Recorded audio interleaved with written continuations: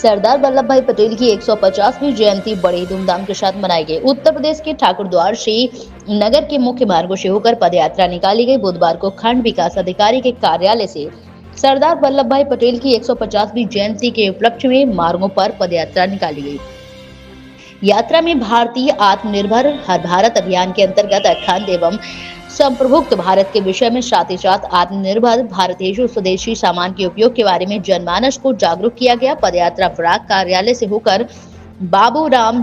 पाल द्वारा प्रशासनिक स्वास्थ्य केंद्र, पुराना बस स्टैंड और कमालपुरी चौराहे से होते हुए ब्लॉक कार्यालय पर पहुंचकर संपन्न हुई। इस दौरान ब्लॉक प्रमुख पति डॉक्टर वीर सिंह सैनी, खंड विकास अधिकारी, ब्लॉक स्टाफ भी मौजूद रहे। को साकार करने के लिए हम लोगों ने कदम से कदम मिलाकर इस पद यात्रा में हम लोग शामिल हैं। जी सर, आज जो यहाँ परिसर में आज वल्लभ भाई पटेल जी लेकर क्या ये सरदार वल्लभ भाई पटेल जी के जयंती के शुभ अवसर पर सरकार द्वारा हमने जो पटेल जी ने जो सपना देखा था आत्मनिर्भर भारत का, तो उसी के उपलक्ष्य में एक भारत आत्मनिर्भर भारत के उपलक्ष्य में जो है आज ब्लॉक की तरफ से सभी कर्मचारी और हमारे पीयूष जी हैं शिक्षा विभाग से और हमारे पीआरडी से सभी जवान हमारे साथ थे और हमारी समूह की बहनें और सभी हमारे ब्लॉक के कर्मचारी उपस्थित थे, जिसमें एक भारत श्रेष्ठ भारत का जो सपना माननीय पूरे देश में पदयात्रा निकाली जा रही है। प्रत्येक विभाग को इसके आदेश हैं कि आप सरदार वल्लभ भाई पटेल जी की जयंती के उपलक्ष्य में इस पदयात्रा में शामिल होकर के और एक संदेश देने का काम करेंगे कि जो भारत है वो आत्मनिर्भर भारत होना चाहिए और आत्मनिर्भर भारत भी ऐसा होना चाहिए जो जिसके अंदर स्वदेशी की भावना हो, जो अपने देश को आगे बढ़ाना चाहता हो और देश में बनी हुई चीज़ों का ही उपयोग किया जाए। क्योंकि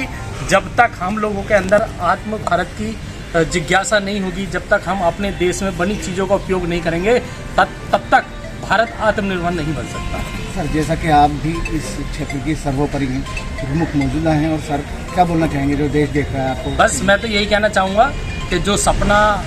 सरदार वल्लभ भाई पटेल जी ने देखा था, उस सपने को साकार करने के लिए हमें शपथ लेनी चाहिए और अपने बच्चों को शिक्षा देनी चाहिए कि हमें आत्मनिर्भर भारत बनाने के लिए अपने घर में बनी हुई चीज़ों का, अपने देश में बनी हुई चीज़ों का इस्तेमाल करना चाहिए, ताकि उसका जो लाभ है वो हमारे देशवासियों को मिलना चाहिए, क्योंकि उनके टैक्स से दिए हुए पैसे से ही देश की अर्थव्यवस्था चलती है। तो इसीलिए हम सब ने ये निर्णय लिया है कि आज से हम लोग जो भी चीज़ का सेवन करेंगे वो अपने भारत में बनी हुई निर्मित चीज़ों का सेवन करेंगे। यही सर क्या कहना चाहेंगे?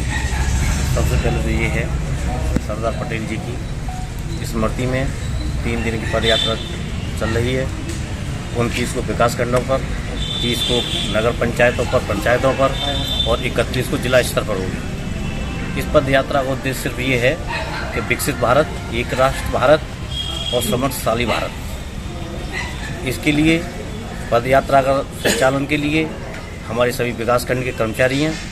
जिसमें हमारे सफाई कर्मचारी, समूह की महिला बहनें, एडीज लोग, पीआरडी के जवान,